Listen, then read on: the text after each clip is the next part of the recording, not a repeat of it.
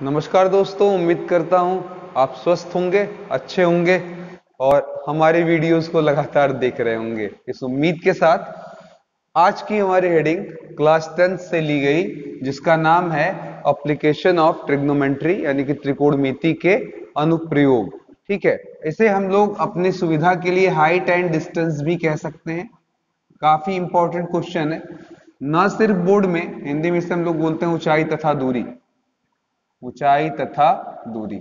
ठीक है, ना सिर्फ बोर्ड में अपितु हर कॉम्पिटिटिव एग्जाम्स में इससे पूछा जाता है, एक क्वेश्चन जरूर यहां से आता है। अब यहां पर सबसे पहली बात लिखा एप्लीकेशन ऑफ ट्रिग्नोमेट्री, मतलब ट्रिग्नोमेट्री का यूज कीजिए, जो आपने पीछे पढ़ा साइन कॉस टेन इन सब का। और क्या निकालिए, तो जवाब है ऊंचाई तथा दूरी, किसी भी चीज की हाइट, किसी भी चीज की यहां से डिस्टेंस। जैसे मैं यहां खड़ा हूं, इमेजिन जरा करिएगा, मैं यहाँ खड़ा हूं और हमसे बहुत दूरी पर, काफी दूरी पर एक पहाड़ है। अब इस पहाड़ की ऊंचाई हमें नापनी हो तो ऑब्वियस से पहले में चल कर जाना पड़ेगा, फिर फीता लेकर ऊपर चढ़ना पड़ेगा, है ना। इतना प्रोसेस करना पड़ेगा। लेकिन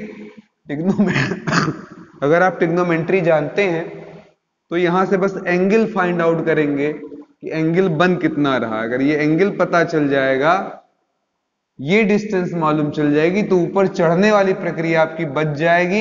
इतने से आप आराम से इसका मान निकाल लेंगे। तो हमें यही सीखना है। ये रही हमारी ऊंचाई यानी कि हाइट, जिसको हम बोलते हैं, और दूरी यानी कि डिस्टेंस ये रहा हमारा। तो इन दोनों में संबंध साधना है। कभी हमसे ये पूछा जाएगा, कभी हमसे ये पूछा जाएगा, कभी ये देगा ये पूछेगा, कभी ये देगा ये पूछेगा। रेरेस्ट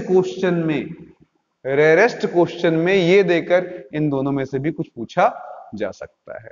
तो इसके पहले हम थोड़ा सा इंट्रो मार ले, जो आप पीछे पढ़ चुके हैं, जरूरी है, बिना उसके काम चलेगा नहीं। तो उसमें ध्यान दीजिएगा, आपने सबसे इंपॉर्टेंट पढ़ा हुआ है एंगल के बारे में, एंगल के बारे में आपने पढ़ा हुआ है।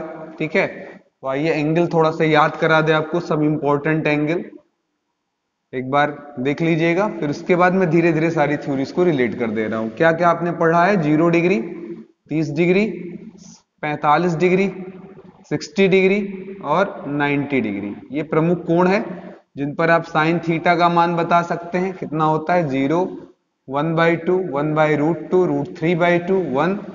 कॉस थीटा की वैल्यू पूछी जाए तो इधर से लिख लीजिएगा, 1, √3/2, 1/√2, 1/2, 0। और लास्ट में टेन थीटा की बात कर ली जाए तो जवाब है सर, ये हो जाएगा आपका 0/1 यानी कि 0, ये 1/√3, ये 1, ये केवल √3 और ये इनफाइनाइट। मुझे ज्यादा जरूरी इसकी है, टेन की है। मैक्सिमम टाइम 95% क्वेश्चन में हम टेन का ही यूज करेंगे। ठीक है, ये हमारे लिए काफी यूजफुल है। अब थोड़ा सा यहां पर साइन कॉस टेन है क्या, ये भी याद करा दे। आप लोगों ने पढ़ा है कि अगर कोई राइट एंगल ट्रायंगल हो तो इस 90 के सामने हाइपोटेनस यानी कि कर्ण, अगर ये एंगल ले लिया जाए तो इसके सामने परपेंडिकुलर यानी कि लंब, और तीसरी साइड हमारी क्या होती है? आधार यानी कि बेस। उसमें साइन कॉस टेन के मान की भी बात कर लें। साइन होता है परपेंडिकुलर अपॉन हाइपोटेनस, कॉस होता है आपका बेस अपॉन हाइपोटेनस, और अगर टेन की बात करें तो टेन हमारा होता है परपेंडिकुलर अपॉन बेस। आपने ध्यान दिया, परपेंडिकुलर अपॉन बेस, यही हमारी हाइट का काम करेगा, ऊंचाई का, और ये हमारे डिस्टेंस का काम करेगा। समझ में आ गया? इसीलिए मैक्सिमम टाइम हमारे क्वेश्चन में हम टेन को ही सॉल्व करते हैं और आंसर पाते हैं। जितने भी लॉन्ग क्वेश्चन है, खासकर मित्रों जिनमें एक लॉन्ग क्वेश्चन हमें हर साल बोर्ड में पूछा जाता है, ठीक है,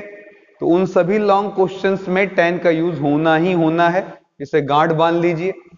अब कुछ बेसिक चीजें समझ लेनी है हमें। ठीक है, आइए उसको देखें।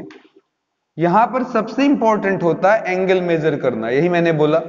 इसके लिए हम क्या करते हैं, जैसे ये मैं खड़ा हूं और ये मेरी आई है, ठीक है, तो यहां से हम सीधी लाइन एक बनाते हैं, जिसको हम लोग हॉरिजॉन्टल लाइन कहते हैं। कौन सी लाइन कहते हैं? Horizontal line. ठीक है, यानी कि क्षैतिज रेखा, हिंदी में क्षैतिज रेखा। ठीक है, और अब अगर हम कोई भी चीज देख रहे हैं, अपने से ऊंची चीज, अपने से अप चीज, जैसे मान लें कोई यहां पर बिल्डिंग थी, ठीक है, और इस बिल्डिंग का हम टॉप अप देख रहे हैं, ऊपर वाला भाग, ठीक है। अब इसको अगर हम देख रहे हो तो इस आंख को ले जाकर उस टॉप से मिला दीजिए, ठीक है। इस लाइन को हम लाइन ऑफ साइट यानी कि दृष्टि रेखा बोलते हैं, लाइन ऑफ साइट यानी कि दृष्टि रेखा, ठीक है। अब ये जो दृष्टि रेखा यानी कि लाइन ऑफ साइट इस हॉरिजॉन्टल लाइन से एंगल बनाती है। यह एंगल, चूंकि आपने आंखों को ऊपर कर कर देखा, बाई चांस मान लीजिए मुझे ट्यूबलाइट देखनी है तो मैं सिर क्या करूंगा, ऊपर उठाऊंगा, तो एंगल क्या होगा, बढ़ रहा है, देखिएगा ऐसे देखने पर 0 डिग्री, और जैसे जैसे मेरी आंख ऊपर उठेगी वैसे एंगल क्या करेगा, इंक्रीज। तो यहां पर इसको बोलते हैं एंगल ऑफ एलिवेशन। अंग्रेजी आप इतना समझते हैं, एलिवेशन का मतलब होता है क्या, बढ़ना, एंगल का बढ़ना, हिंदी में इसे बोलते हैं उन्नयन कोण। यानी कि अगर कहीं सवाल में लिखा हुआ है एंगल ऑफ एलिवेशन, तो समझ जाना सामने वाली वस्तु को देखने के लिए आंखों को क्या करना पड़ेगा, ऊपर उठाना पड़ेगा। ये हो गया हमारा एंगल ऑफ एलिवेशन। अब इसी का जस्ट उल्टा केस भी समझिए। आप किसी बिल्डिंग पर जाकर बैठ गए, ठीक है, ये आपका रहा गला, ठीक, और सामने एक कार कोई आ रही थी, उसको निहार रहे थे आप कि कार हमारी तरफ आ रही, बस मेरे ही घर आने वाली है ना, ऐसा कुछ, कब से आए हैं मेरे दूल्हे राजा वाला, है ना, बिल्कुल यहां से आप देख रहे हैं, ठीक है। तो इस समय आपकी आंख ऊपर दिख रही है कि नीचे, तो जवाब है सर नीचे। अब इस समय फिर से आप हॉरिजॉन्टल लाइन बनाएंगे, क्योंकि ये नीचे देखी जा रही है दृष्टि रेखा हमारी, यानी कि लाइन ऑफ साइट। अब फिर हम एंगल नापना चाहते हैं, ठीक है, तो यहां से देखिए हॉरिजॉन्टल, यहां वाला तो लेंगे नहीं, यही हॉरिजॉन्टल बना लेंगे, सीधा लाइन चाहिए ऐसे ही खींच लेते हैं, इसको हम लोग क्या कहेंगे, हॉरिजॉन्टल लाइन यानी कि क्षैतिज रेखा, क्षैतिज रेखा। अब ये जो एंगल बनेगा वो आंखों को नीचे देखने से बना, जैसे मैं यहां खड़ा हूं और किसी चींटी को निहारूं तो ऐसे देखूंगा, नीचे की तरफ आंख मेरी सी करेगी उसको, है ना। तो इस समय horizontal line, line of side के साथ जो एंगल बनाएगा इसे कहलाता है, कहा जाता है angle of depression, angle of depression यानी कि अवनमन कोण, अवनमन कोण। हिंदी वाले थोड़ा आराम से समझ सकते हैं, नम पढ़ना, नम जब आप पढ़ते हैं तो आंखें क्या करती है, झुक जाती है ना, तो एंगल ऑफ डिप्रेशन। लेकिन ये एंगल मेरे उतना यूज का नहीं है, क्योंकि मुझे तो ये ट्रायंगल यूज करना है और ये एंगल तो कहीं उधर जा रहा है, बन रहा है ना। तो हम एक सिंपल सा कॉन्सेप्ट यूज करते हैं, जेड। याद आ रहा है, आप लोगों ने क्लास 9th में पढ़ा कि अगर जेड का शेप बने तो ये दोनों एंगल आपस में क्या होते हैं, बराबर होते हैं, है ना। तो अब यहां पर देखिएगा ये जेड का शेप अगर बन रहा है तो ये एंगल भी क्या होगा, उसी के बराबर। इसीलिए बुकों में ऊपर वाला एंगल ना यूज कर कर नीचे वाले एंगल का यूज किया जाता है, ठीक है।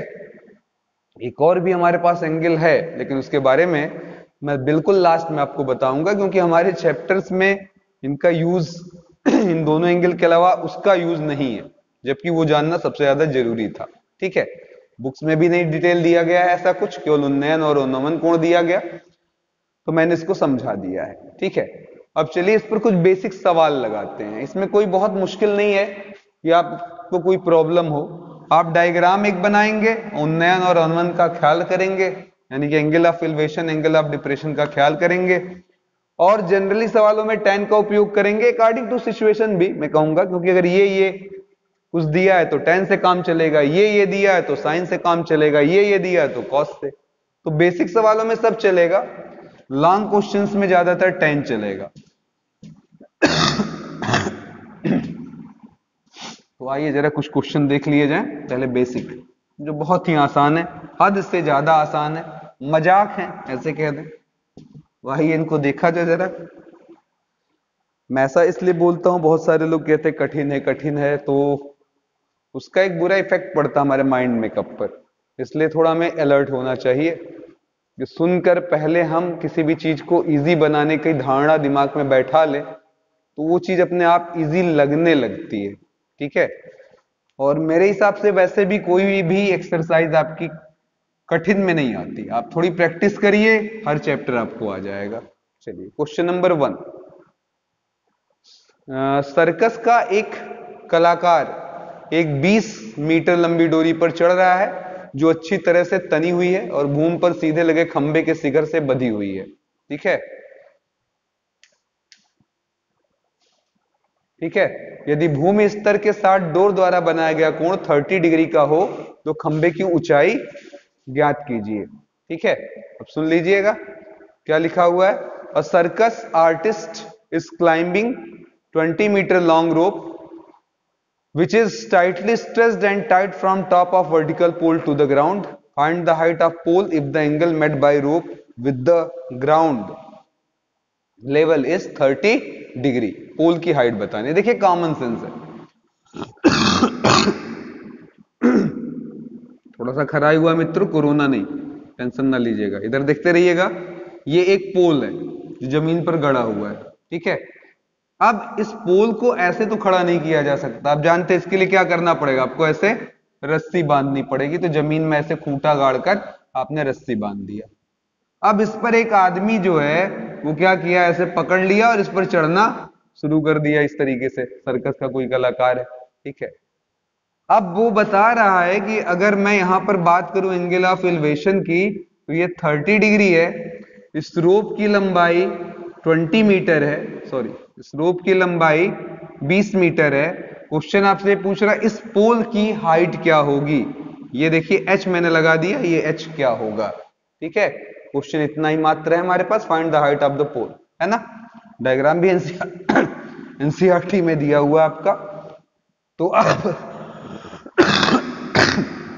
देख सकते हैं कि आपके इस डायग्राम में आपके पास परपेंडिकुलर है और हाइपोटेनस है। परपेंडिकुलर और हाइपोटेनस का संबंध किससे बनता है, साइन से। तो यहां पर हम थीटा के नाम पर 30 पाए हुए हैं, साइन 30 डिग्री बराबर कहेंगे परपेंडिकुलर अपॉन हाइपोटेनस, यानी कि h अपॉन 20।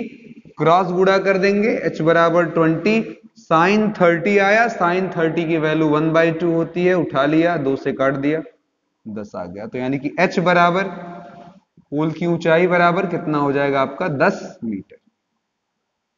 क्लियर, आसान है, लगना भी चाहिए।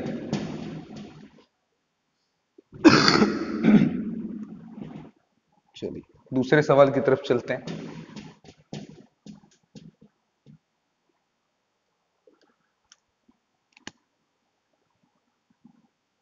क्या लिखा हुआ है,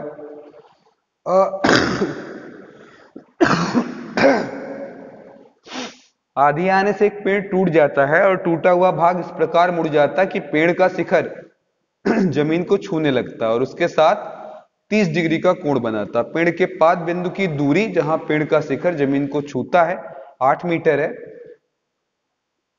पेड़ की ऊंचाई ज्ञात कीजिए। अंग्रेजी में सुन लीजिए, a tree break due to storm and the broken part bend so that the top of the tree touches the ground making an angle 30 degree with it. The distance between the foot of tree to the point where the top touches the ground is 8 meter. Find the height of the tree. कहानी बड़ी दिलचस्प कैसे है, इधर देखिएगा, एक पेड़ है, बढ़िया सा पेड़ है, हरा भरा पेड़ है, इस तरीके से देखिए, रियल फीलिंग आ रही होगी आपको थोड़ी, है ना। अब इस पर हवा का प्रहार हुआ,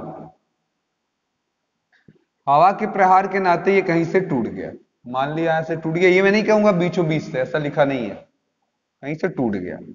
और जब ये टूटा तो देखिएगा ऐसे टूटेगा तो ऐसे कुछ होगा,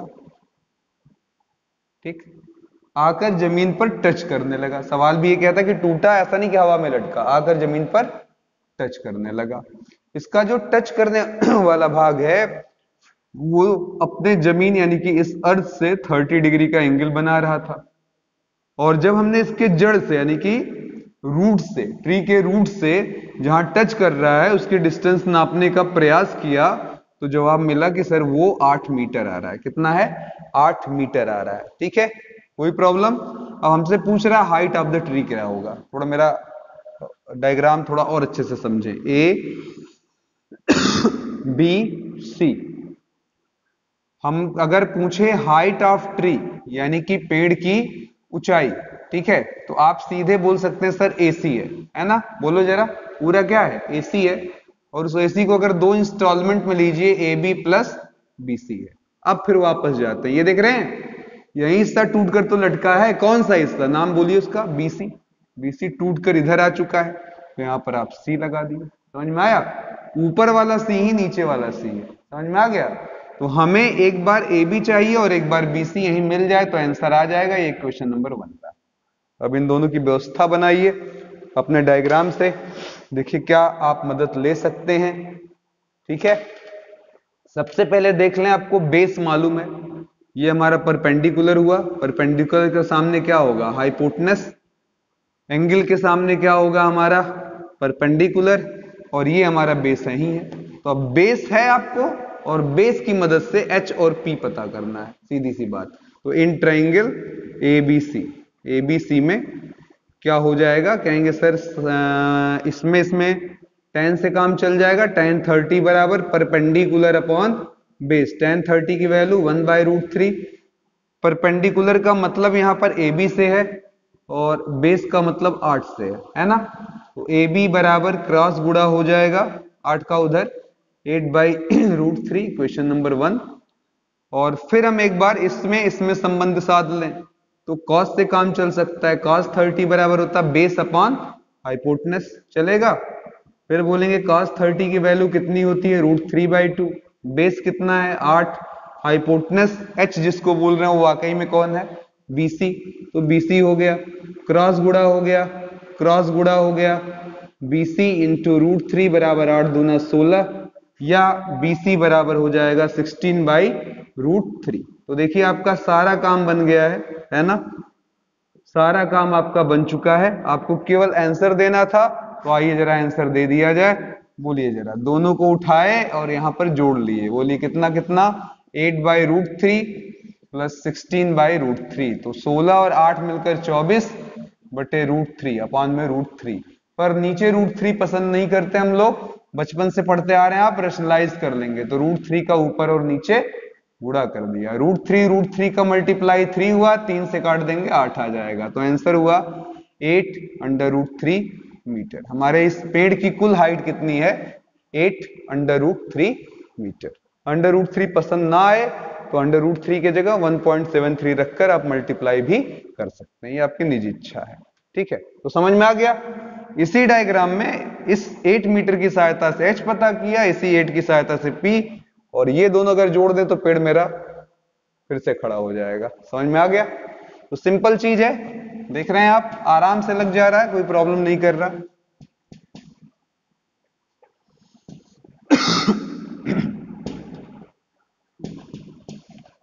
तीसरे क्वेश्चन की तरफ चलते हैं। थर्ड क्वेश्चन हमारे पास है, contractor plan to install 2 slides for the children to play in a park. मतलब एक ठेकेदार बच्चों को खेलने के लिए एक पार्क में 2 फिसल पट्टी बनाना चाहता। स्लिप करते हैं बच्चे, आपने देखा होगा पार्क में ऐसे होता है, जिस पर वो बच्चे बैठते हैं और खट से क्या करते हैं, स्लिप कर नीचे आ जाते हैं। वही बनाना चाहता है for the children below the age of 5 year, मतलब 5 साल से छोटे बच्चों के लिए। She prefer to leave have a slide whose top is at height of 1.5, 5 साल से छोटे के बच्चे के लिए 1.5 मीटर का ऊंचाई का, और इंक्लिनेशन उसकी 30 डिग्री, यानी कि उसका जो कोण बन रहा है जमीन से उसका angle 30 degree. while the elder children, यानी कि बड़े बच्चों के लिए, she want to have a steep slide at a height of 3 metre, मतलब आपका जो फिसल पट्टी है उसकी ऊंचाई 3 मीटर और उसका जो स्लोप है वो 60 डिग्री देना चाहते हैं, ठीक है। दोनों की लंबाई बतानी है आपको, दोनों की लंबाई बतानी है, बिलो 5 ईयर वाले के लिए और एबव 5 ईयर वाले के लिए। तो आइए देखते हैं जरा। इजी क्वेश्चन ये भी है, मुझे लगता है कि आपको तो बिल्कुल तकलीफ होगा ही नहीं। आइए देख लें जरा। बिलो 5 ईयर,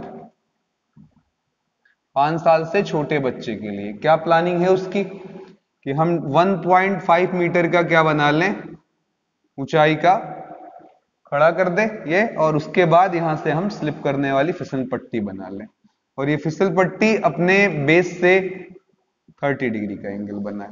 और अबव 5 ईयर अगर कोई रहा तो उसने कहा कि सर अब इसको थोड़ा लंबा कर दीजिएगा, ज्यादा लंबा कर दीजिएगा, है ना, लंबाई इसकी ऐसे बढ़ा लीजिएगा और उसके बाद लाकर इसको ऐसे जोड़ देंगे यहां पर, लेकिन एंगल और खतरनाक, कितना डिग्री, 60। आप समझ रहे हैं, फीलिंग देखिएगा, ये एंगल कंफर्टेबली धीरे धीरे स्लिप करेंगे आप, अगर ऐसे हैं तेजी से और स्लिप करेंगे, ऐसे और तेजी से, और ऐसे हुआ तो स्लिप ही नहीं करेंगे, सीधे नीचे आ जाएंगे, है ना। तो इस तरीके से है कुछ 60।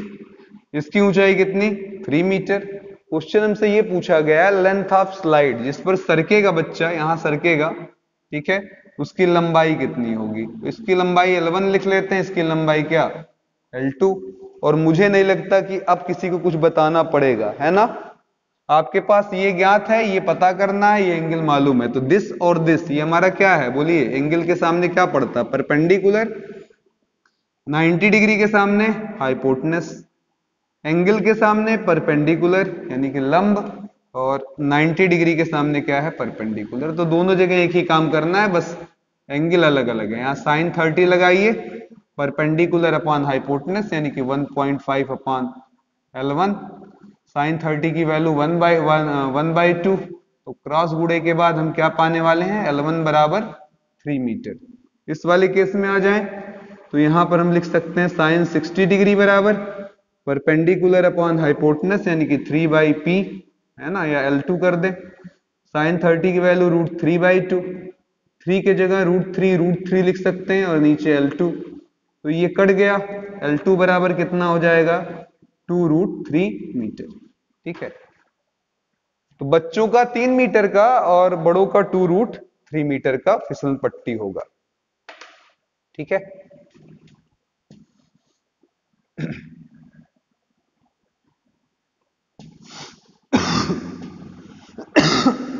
अब ये मैं मिटा दे रहा हूं, मुझे उम्मीद है कि आपको ये याद हो गया होगा, है ना। थोड़ा स्पेस भी अब हम लोग को चाहिए, सवाल की लेंथ धीरे धीरे बढ़ने वाली है। Question number 4 angle of elevation of top of A tower from a point on the ground.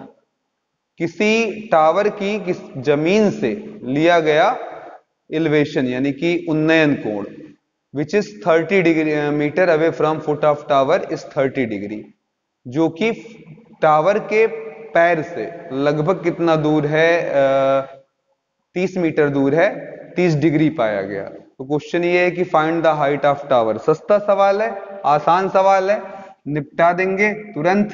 कैसे, ये देखिए टावर है, ठीक है, ये कहता है इस टावर से कितनी दूरी पर, इसके पैर से कितनी दूरी पर, फुट से कितनी दूरी पर, हिंदी में इसको पाद कहते हैं या पैर कहते हैं, ठीक है। पैर से, पैर नहीं चलता तो यहाँ पाद चलता है, पाद से या फुट से, अंग्रेजी में फुट बोलते हैं, फुट से कितनी दूरी पर। तो जवाब लिखा 30 मीटर की दूरी पर, सही है।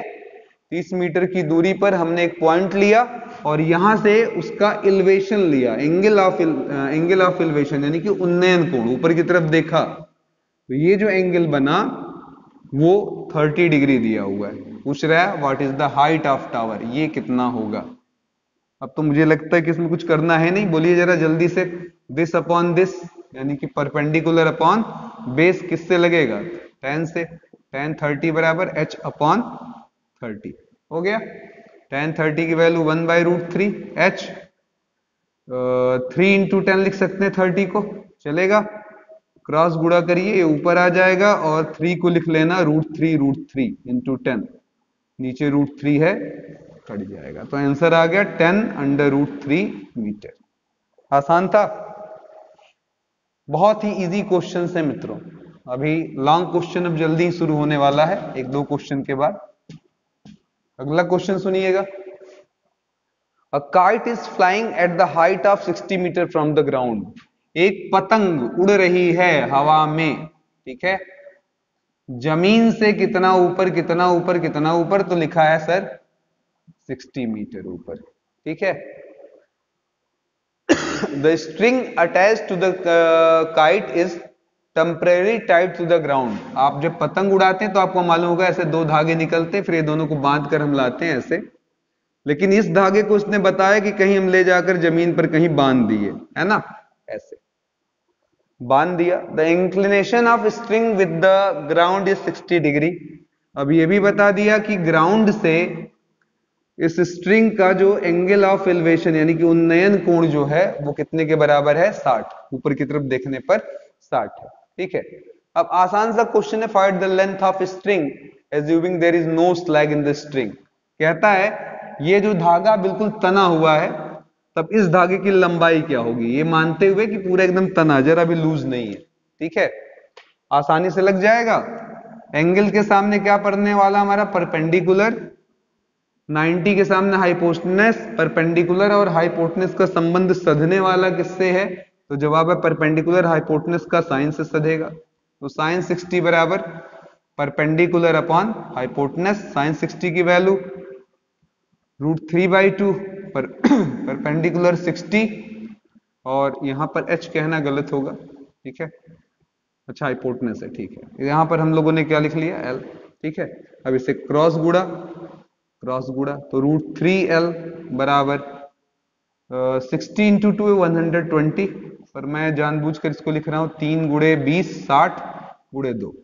तो l बराबर इस √3 को √3 लिख लीजिए, और 20 दूना उधर 40, नीचे √3 कट जाएगा। तो आंसर हुआ 40√3 मीटर। आसान। तो अब धीरे धीरे हम लॉन्ग क्वेश्चन की तरफ मूव करने वाले हैं। ठीक है, और अब मैं यहां से सब कुछ गायब कर कर केवल tan वाला यहां एंगल लिख रहा हूं, ध्यान से देख लीजिएगा। क्यों ऐसा, इन सब का बेस मैं यहां पर बता रहा हूं आपको, ध्यान से देखिएगा। tan थीटा दिमाग में बिल्कुल बैठा लेना है। tan 0 degree 0, tan 30 degree 1/√3, tan 45 degree जवाब है 1, tan 60 डिग्री √3। 90 की जरूरत पड़ेगी नहीं आपको, तो लिखने की कोई जरूरत नहीं।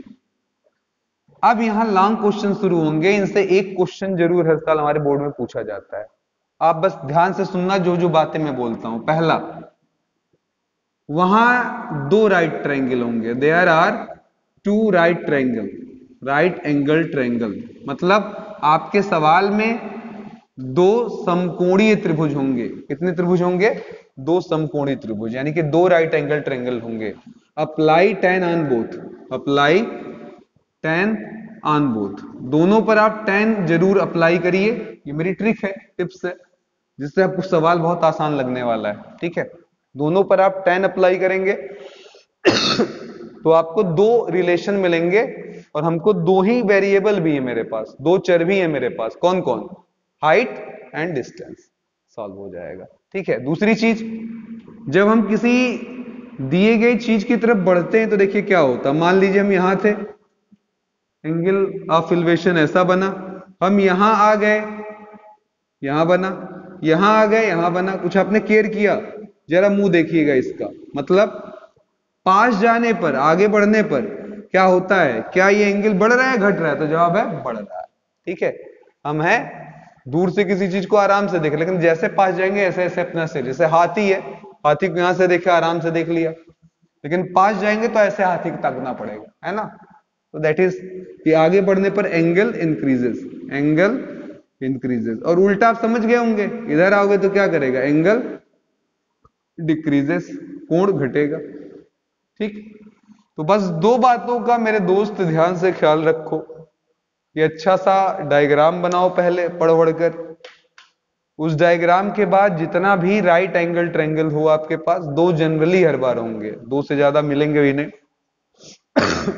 उन पर आप tan अप्लाई करो, इस tan से आपको 2 रिलेशन मिलेंगे, उसी 2 रिलेशन से आपका सवाल सॉल्व हो जाएगा। तो आइए देखते हैं easiest way. Question number 6,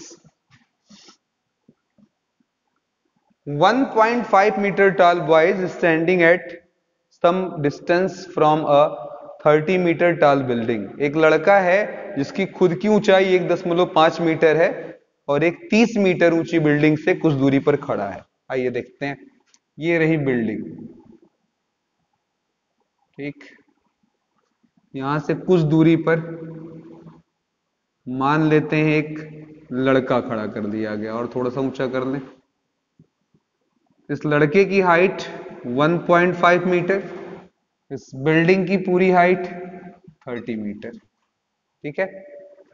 the angle of elevation from his eyes to the top of building increases from 30 to 60 as he walk toward the building.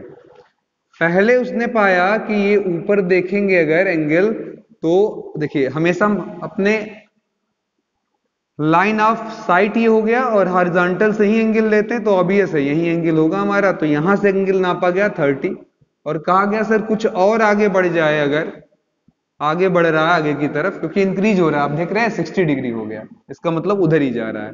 अभी वही चीज मैंने समझाया, ये लड़का मान लीजिए यहां आ गया, अब फिर उसने देखा ऊपर तो वो बता रहा है सर अब कितना एंगल बन रहा है 60। ठीक है। क्वेश्चन ये पूछा जा रहा है कि ये बताइए कितना वो टहलते हुए बिल्डिंग की तरफ गया। ये जो आपके पास एक्स बोल दें, ये वाला, ये डिस्टेंस आपको पता करना है, एक्स का मान कितना है। ठीक है। थोड़ा बहुत नामकरण हम कर लेंगे, जरा ध्यान से देखिएगा। एक बहुत इंटरेस्टिंग चीज ये है कि इस सवाल में लड़के की हाइट भी जरा देख लीजिएगा, दे रखा है नीचे 1.5 और ये पूरा कितना है 30। तो मेन डायग्राम तो मेरा यहां से सॉल्व होगा ना, ये देखिए, है ना। तो इसमें में से क्या करें, अब ये हाइट अगर मैं पूछूं कितना है, तो 30 में से क्या करिए 1.5 निकाल दीजिए, 28.5 मीटर। ठीक है। अब मैंने आपसे बोला कि दो ट्रायंगल बनेंगे, तो आइए देखिए पहला ट्रायंगल, ध्यान से देखिएगा, इसको डी नाम दे देते हैं यहां पर और कहते हैं सर इधर देखिए ए बी सी। तो इन ट्रायंगल ए बी और सी बोलिए जरा एंगल कितना है 60। तो रूल के हिसाब से मैंने बोला tan अप्लाई करना, tan 60 बराबर परपेंडिकुलर अपॉन बेस, यानी कि 28.5 अपॉन डी। ठीक है। tan 60 की वैल्यू √3, तो 28.5 बाई डी, डी बराबर 28.5 बाई √3। ये हो गया क्वेश्चन नंबर 1। फिर आगे बढ़ा, कहा सर एक और ट्रायंगल है जो राइट एंगल ट्रायंगल है, ए बी सी नाम दिया था, यहाँ डी बढ़ाइए, थोड़े देर के लिए लाइन गायब कर दीजिए ताकि आपको कंफ्यूजन ना हो, ये वाला थोड़ी देर के लिए दिमाग से ओमिट कर दीजिए, बाद में बना लेंगे। तो अब हमारे पास जो ट्रायंगल है उसका नाम है D B C. In triangle D B C ये एंगल कितने के बराबर है 30 के, तो tan 30 बराबर परपेंडिकुलर अपॉन बेस, परपेंडिकुलर का मतलब 28.5, बेस का मतलब x और d को आपस में क्या करिए ऐड कर लीजिए। tan 30 की वैल्यू 1/√3, x का पता नहीं वही निकालना है और d का मालूमात पिछले वाले इक्वेशन से पता चल चुका है 28.5/√3। तो एक √3 यहां एक ऊपर उछल कर जाने वाला है, तो 1/√3 28.5 √3 नीचे √3x प्लस 28.5 क्रॉस गुणा होगा 3 बन जाएगा, और हमारे पास इधर क्रॉस गुणा हुआ तो क्या हो जाएगा √3x प्लस 28.5 बराबर 28.5 इंटू 3 हो जाएगा। अब इसीलिए यहां से इसको उधर भेजेंगे तो कहेंगे √3x बराबर 28.5 कॉमन 3 माइनस 1, या x बराबर 28.5 इंटू 2 बाई √3, आगे क्या लगा दीजिए मीटर दीजिए। तो ये हो गया हमारा x की वैल्यू। इतना दूरी आदमी चला, मैं बार बार बोल रहा हूं √3 ना पसंद आए तो रेशनलाइज कर लीजिए, ऊपर नीचे क्या करिए √3 से मल्टीप्लाई। अब उतना हम लोग जा जाकर अंदर तक उसको लिखने का कोई मतलब नहीं, इतना कॉमन सेंस है। √3 का ऊपर नीचे रेशनलाइजेशन करेंगे, फिर यहाँ 3 आएगा, 3 से कट जाएगा। आप देख सकते हैं, देखिए अगर आप यहाँ पर √3 का मल्टीप्लाई कर दें ऊपर और नीचे तो ये 3 बनेगा और 3 से आराम से कट जाएगा, 3 9 27, 3 5 15। ठीक है। तो 9 दूना 18 19, 19√3 मीटर आंसर हुआ, 19√3 मीटर, है ना। तो कितना इजी काम था देख लीजिए, आपके पास दो ही ट्रायंगल बने थे, एक ये वाला था और एक इसको ढक ले तो ये वाला था, बड़ा वाला था।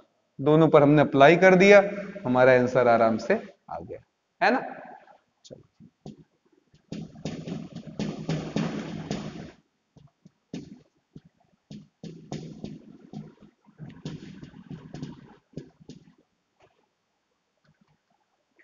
अगला क्वेश्चन नंबर हमारा है 7। ठीक है।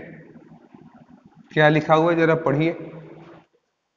From a point on the ground, जमीन के किसी बिंदु से, the angle of elevation of bottom angle of elevation of the bottom and top of a transmission tower fixed at the top of 20 metre high building and are 45 and 60 respectively, find the height of tower. फिर से समझिएगा जरा। From a point on the ground, मतलब किसी जमीन के बिंदु से, the angle of elevation of bottom and top of a transmission tower, किसी टावर के ऊपर और नीचे वाले पॉइंट के, टॉप और बेस का जो एंगल लिया गया वो 45, ठीक है, बॉटम का 45 और टॉप का 60 पाया गया, ठीक है।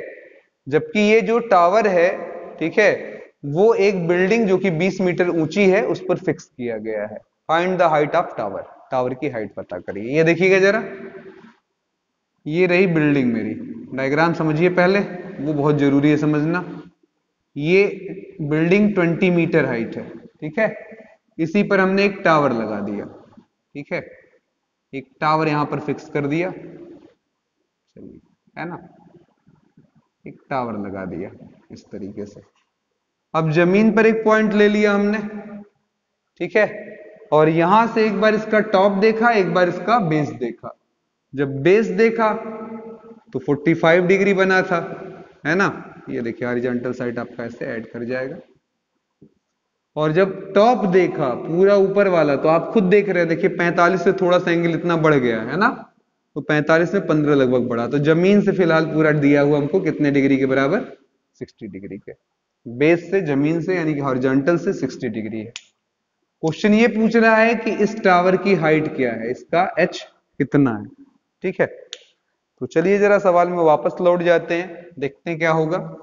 कहेंगे सर हमारे पास दो ट्रायंगल होता, आपने लगातार समझाया, ये डिस्टेंस दिया नहीं, इसको मान लेते हैं ये क्या है, d है। x मानना हो x मान ले, कोई प्रॉब्लम नहीं है, ठीक है। तो ये हमारा है इस तरीके से। अब बोलिए जरा, सबसे पहले नाम दे दें a b c। तो इन ट्रायंगल पहले छोटे वाले में a b c, tan लगाना है। इस समय एंगल कितने के बराबर है, अगर छोटा वाला ले लें तो जवाब होगा सर 45 डिग्री के। तो tan 45 बराबर परपेंडिकुलर अपॉन बेस, यानी कि 20/d, ठीक है। अब बताइए जरा, tan 45 की वैल्यू 1, 20/d क्रॉस गुणा d बराबर क्या हो जाएगा, 20। आ गया, इक्वेशन नंबर 1 बन गया। अब देखिएगा इस बीच वाले 45 डिग्री को थोड़ी देर के लिए मिटा दें। मैं बार बार कह रहा हूं, इससे कंफ्यूजन थोड़ा सा बच्चों को होती है, तो इसको आप पेंसिल से बनाया करिए, बाद में गाढ़ा कर दीजिएगा जब सवाल खत्म कर लीजिए। तो a b, यहां ऊपर नाम दे दीजिए d। तो a b d एक और बन रहा है राइट एंगल ट्रायंगल। ये आप आराम से खोज सकते हैं एंगल के द्वारा, एक 45 डिग्री वाला था और एक 60 डिग्री वाला। तो tan 60 डिग्री बराबर क्या लिखेंगे, परपेंडिकुलर, सामने पूरा जो कुछ भी पड़ा सब वो पूरा का पूरा परपेंडिकुलर, यानी कि h + 20, है ना, और अपॉन में बेस AB यानी कि D, है ना। tan 60 की वैल्यू √3 h + 20, और जहां तक D का प्रश्न उठता है तो D के जगह हम क्या इस्तेमाल करने वाले हैं, 20। तो क्रॉस गुणा 20√3, और उधर हो गया हमारा h + 20। अब इधर भेजेंगे तो h बराबर 20 कॉमन, ब्रैकेट में √3 - 1 मीटर, ठीक है। तो आंसर हुआ h बराबर 20 √3 - 1 मीटर, ठीक। आसान है, दोनों ट्रायंगल्स पर हमने लगा लिया। जब काम हो जाए खत्म तो फिर से इसको बढ़ा दीजिएगा, यहां पर लिख दीजिएगा ये कितने डिग्री के बराबर था, यहां वाला 45 डिग्री के, ठीक है। कंफ्यूजन नहीं पालना, कंफ्यूजन नहीं, ठीक है। अब तो tan का भी एंगल आपको याद हो गया होगा, तो ऊपर से मैंने वो भी मिटा दिया। आप धीरे धीरे स्क्रीनशॉट लेते रहिएगा, लिखने के चक्कर में बहुत ना पड़िए, समझिए, फिर कहीं दिक्कत होती है तो स्क्रीनशॉट देख लीजिए, है ना। इसको फिर तुरंत लगाकर जरूर देखें कि क्या हुआ, समझ में आया नहीं। 8वां, स्टैचू 1.6 मीटर टॉल। स्टैचू की हाइट दिया हुआ है, कोई मूर्ति है जिसकी ऊंचाई 1.6 मीटर है। Stand on the top of A pedestal, किसी चौतरे पर खड़ा है। देखिए उसी जैसा कुछ कुछ सवाल मिल रहा है, मुझे लग रहा है। एक चौतरा है, इस चौतरे पर एक मूर्ति किसी की बनाकर लगा दी गई है, ठीक है, और इस मूर्ति की हाइट दे रखा है 1.6 मीटर, ठीक है। अब आगे कहता है from the point on the ground the angle of elevation of top of statute is 60। किसी पॉइंट से, ग्राउंड के किसी पॉइंट से अगर इस मूर्ति के ऊपर देखते हैं तो हमें लगता है कि एंगल ऑफ एलिवेशन जो है वो 60 डिग्री के बराबर है ना। और फिर कहता है and from the same point the angle of elevation of top of pedestal. Pedestal मतलब क्या? चबूतरा। यही चबूतरे का अगर टॉप देखते हैं, यानी कि यहां, चाहे आप मूर्ति का नीचे बोले, बेस बोले, चाहे पेडेस्टल का शीर्ष बोले, यानी कि टॉप बोले, दोनों सेम ही हुआ, वो 45 डिग्री पाएगा। फाइंड हाइट ऑफ पेडेस्टल, इसको यहां से जोड़ दिया, ये 45 डिग्री है। इस बार ये वाली हाइट पूछ रहा है केवल पेडेस्टल की, तो मैं उम्मीद करता हूं ये आप लगाएंगे SW, है ना। सेम डायग्राम मिल रहा है। पिछली बार ये देकर वो पूछा था, इस बार ऊपर वाला दिया, नीचे वाला पूछ रहा है ना। तो लगाइएगा, सेम ऐसा ही क्वेश्चन बन रहा है। क्वेश्चन नंबर 9 में आते हैं। The angle of elevation of top of A building from foot of A tower is 30 degree. ठीक है, कोई बिल्डिंग है,